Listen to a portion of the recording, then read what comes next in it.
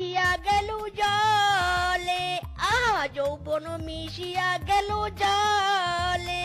কি গো স্বামী, এসব কি করছো তুমি? এটা আবার কে? এই কেড়ে তো স্বামী, আমি হলাম হিজড়া, আর এ হলো বানর হিজড়া। আমাদের কোনো বাড়ি ঘর নেই রে, যা এখান থেকে যা বলছি।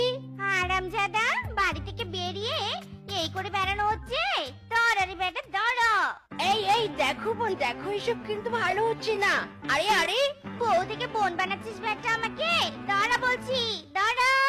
তো বন্ধুরা, আমাদের আজকের এই গল্পটি তোমাদের কাছে কেমন লেগেছে তা কমেন্টে জানাতে ভুলো না কিন্তু।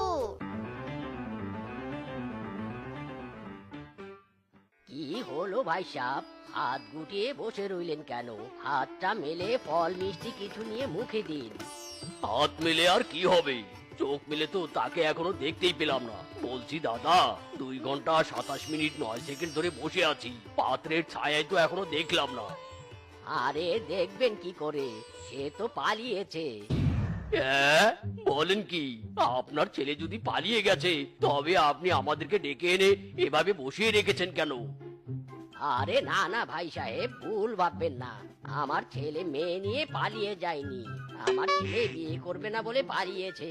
তবে চিন্তা নেই, আমি ওকে ধরে আনার জন্য পশু পাঠিয়েছি।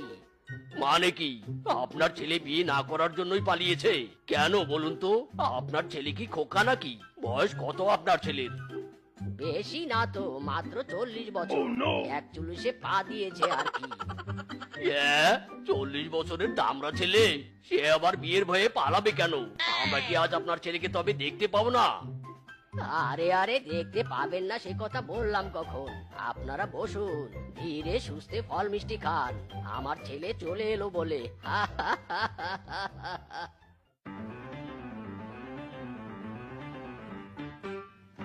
ইরে মাইরি গেলুম রে।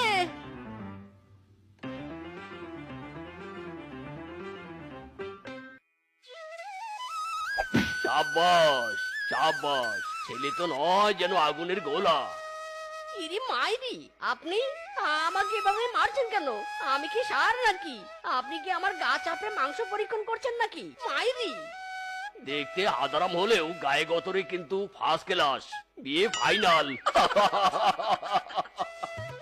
আরে আরে, হচ্ছে কি? ভাগ্নির বিয়ে ঠিক হতে না হতেই তুমি এমন ডাকডোল পেটাতে শুরু করলে কেন? পাত্র কেমন দেখলে সেটা তো বললে নে।